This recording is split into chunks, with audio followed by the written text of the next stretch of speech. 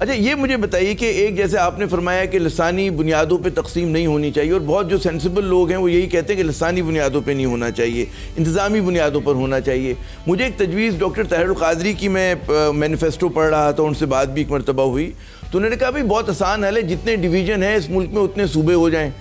تو اس میں کوئی ڈسپیوٹ بھی نہیں ہوگی، اور وہ جو طاقت کے ارتکاز ہے وہ بھی ختم ہو جائے گا، لوگوں کو انصاف بھی اپنے گھر کے قریب ملے گا، لوگوں کے اختیارات بھی نیچے تک چلے جائیں گے۔ آپ کی کیا رائے ہے اگر اس طرح کی کوئی تجویز ہو، کیا یہ قابل عمل ہے؟ بالکل ہے، بالکل، یہ مطلب یہ ون آف دا سولوشن ہے۔ میں اس لیے کہتا ہوں دیکھیں ایک آدمی سے سولوشن نہیں ملتا ہے کہ میں بیٹھے ہوئے آپ بتا دوں گا نہیں وہ نہیں ہوتا رہتا ہے، یہ کمیشن، یہ آپ دیکھیں کمشنرز نہیں اس کو نہ کریں، آپ جیوگرافک ذرا ڈویژن دیکھیں، جیوگرافک اور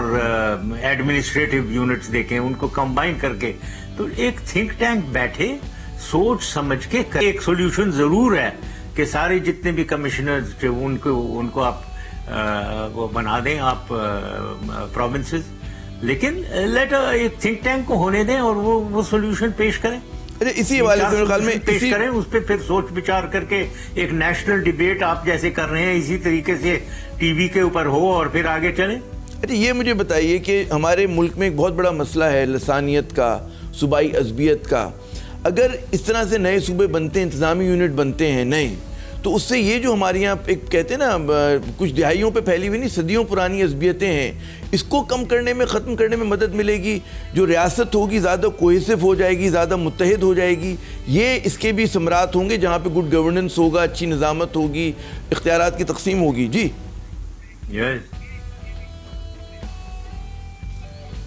بالکل بالکل ایبسولوٹلی آپ نے بالکل صحیح کہا۔ دیکھیں جب زیادہ ڈسٹرکٹ ہوں، زیادہ پروونسز ہوں گے، چاہے وہ ڈویژنز کو کریں یا جو بھی کریں آپ، تو اس میں ڈائریکٹ جب ان کی فنڈنگ ہو رہی ہوگی تو فنڈز کی یوٹیلائزیشن بہت بہتر ہوگی، اور لوگوں کی جو اس ایریا کی ڈیولپمنٹ، اس ایریا کے عوام کی خوشحالی وہ زیادہ ہوگی، بہت زیادہ آپ ان کو آٹونومی بھی دے سکیں گے، وہ کر سکتے ہیں، and at the same time centre powerful ہوگا کیونکہ سینٹر سٹرونگ ہو جائے گا پروونسز جب چھوٹے ہوں گے، اور وہ ہونا چاہیے۔ اس وقت سینٹر بالکل سٹرونگ نہیں ہے، آپ دیکھ رہے ہوں گے ہر پروونس اپنا، اب سندھ جو ہے وہ اپنا چل رہا ہے، کوئی سینٹر سے پوچھے بغیر وہ اپنے ہی لائن پہ چلا رہے ہوتے ہیں، تو ہر پروونس جو ہے ایک اخبل بندوبست پہ چل رہا ہے کیونکہ 18th امینڈمنٹ نے ان کو اتنا پاور دے دیا ہے۔ تو یہ بہت غلط ہے، یہ پاکستان پوائنٹ آف ویو سے اچھا بالکل نہیں ہے، اور اسے ہمیں ٹھیک کرنا چاہیے۔ یہ جو آپ نے 18ویں ترمیم کی بات کی، اس میں جو بہت سارے اس کے جو نقاد ہیں وہ یہ کہتے ہیں کہ جب آپ نے حتیٰ کہ تعلیمی نظام کو بھی اس طرح کر دیا کہ ہر صوبہ اپنا تعلیمی نظام بنائے گا اور ہر صوبے کے اپنے ہیرو ہوں گے، ہر صوبہ جو ہے وہ جو ریاست میں کوہیسو چیز ہونی چاہیے، اتحاد ہونا چاہیے، آئیڈیالوجی کا اتحاد، نظریے کا اتحاد، وہ بھی تقسیم ہو جاتا ہے، تو کچھ چیزوں کو یقیناً سینٹر کے پاس ہونا چاہیے، جیسے کہ تعلیم اس پہ ایک بنیادی چیز ہے۔ جی ہم نے یہ تو ہمارے زمانے میں جب میں نے ڈسٹرکٹ گورنمنٹ بنائی تھی، لوکل گورنمنٹ سسٹم رائج کر کے، تو ہم نے سوچا تعلیم کا کہ پرائمری سیکنڈری لیول یہ ڈسٹرکٹ گورنمنٹ چلائے گی، ٹوٹلی انڈر دیئر کنٹرول، کوئی پوری پوسٹنگ ٹیچرز کا، اسکولز میں اٹینڈنس، یہ وہ سب وہ ڈسٹرکٹ لیول پہ ناظم چلائے گا، ناظم will be in charge. College education جو ہے وہ پروونس چلائے گی کالج، اور یونیورسٹی جو ہے وہ ایجوکیشن کمیشن دیکھے گی، اور وہ بہت اچھے طریقے سے چل رہا تھا۔ یہ ڈویژن آف ریسپانسبلٹیز ہو گئی تھی، سب اپنا اپنا دیکھ بھال کر رہے تھے، اور ایجوکیشن بہت ہماری اچھی چل رہی تھی۔